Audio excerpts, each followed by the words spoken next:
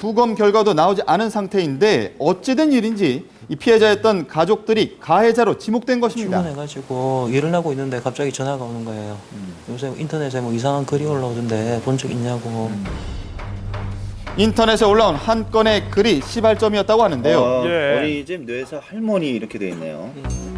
이 벌써 인터넷 SNS를 통해 확산된 상태였습니다. 며칠 전에 그런 걸로 밝혀졌다. 아이 부모 밝혀졌다라고 나와 있죠. 4억인가 나온다. 이 보험금이 눈길을 끄는데요. 보험은 가입에 되어 있는데요. 의료 실비보험 하나하고 그다음에 입원비 수술비 나오는 보험 그 정도 들어있지 사망보험금 같은 건 전혀 없거든요. 예. 그러나 사망보험에 가입했다 하더라도 만 15세가 되지 않아 보험금을 받을 수 없는 상황이었습니다. 예. 하지만 글을 쓴 사람은 보험금을 노린 아이 가족들의 자작극이라고 확신하고 있었는데요. 조사 결과 이렇게 해서 나와버리네요, 아예. 아이에게 일어난 뇌출혈, 할머니가 발단이 됐다는 것입니다. 예. 애기를 줘서 먹고 집에서 할머니가 떨어뜨려가지고 보험금 담으려고 내가 하지를 애기를 내가 보지를 안 했는데 네, 정말 말을 잇는 것도 힘들어 보이시는데요. 병원에 안고 가지도 안 했는데 내려가 꿇고 내가 무슨 해명이라고 너무 억울하다. 아, 정말 억울하셨겠네요.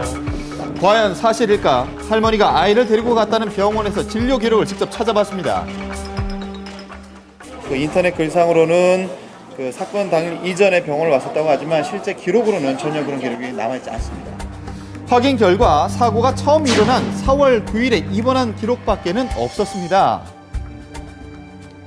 아무도 얘기할 수가 없어요. 왜냐면은 정말 친구들조차도 아는 지인들조차도 전화가 와서 니네 왜 그랬냐고 뭐 때문에 그랬냐고 이게 사실이냐고 묻는데 죽어서라도 오해를 풀 수 있다면 내가 정말 죽어야 되는 거 아닌가라는 생각을 할 정도로 아유. 병원에 갖고 내가 10번도 못 보던 봤어요. 여기 너무 억울해. 내가 애를 못 보던 반기 너무너무 억울해. 먼저 떠나보낸 손자를 한 번도 안아보지 못한 것이 더 억울하다는 할머니입니다. 결국 가족들은 인터넷과 SNS에 떠도는 글이 허위 사실임을 밝히기 위해서 경찰 조사를 의뢰했는데요. 김정인이 진정한 내용을 면밀히 검토해 보니 굉장히 악의적이고 사실과 전혀 다른 내용이기 때문에 네. 이건 저희들이 사후적으로 처벌을 해야 될 상황이라서 예. 처벌도 좀 아이디 추적이 무거워야겠어요. 있습니다. 괴담을 넘어서서 이건 어떤 특정 한 사람을 죽이기 위한 글이라고 볼 수가 없는 거죠. 그럼요. 인터넷을 통한 허위사실 유포도 문제지만 최근 진위를 알 수 없는 일명 괴담들이 SNS를 통해서 급속도로 퍼져나가고 있습니다. 아마 여러분도 한 번쯤 보거나 들어봤을 내용입니다. 바로 장기 매매 괴담인데요. 이 구체적인 범행 수법에 등장하는 장소와 지명도 자세히 나와 있습니다. 없어. 듣지도 않았고 없어. 소문이 떠들지 그런 게 있으면 들었어. 하기 나쁜데 저희 가게에서 그런 내용이 나오는. 결국 경찰이 나서서 사실이 아님을 밝혀내자 이 괴담의 확산이 일단락되었는데요. 자, 하지만 이 괴담으로만 치부해버릴 수 없는 게 이 피해자가 발생하는 것입니다. 갑자기 뭐 뒤에 탄 승객이 보이지 않아가지고 차를 바로 갖다 대고 보니까 그 승객이 뭐 자발적으로 문을 뛰어내리는 경우가 있었습니다.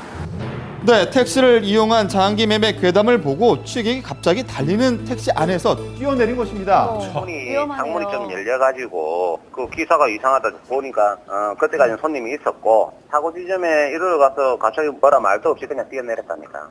장기 매매인가 그거에 관련된 뭐 문자를 받았대요. 문자를 보고 자기가 지레짐작한 거죠. 문자를 보고 순간 겁에 질려 뛰어내렸지만 다행히 큰 부상은 없었다고 하는데요.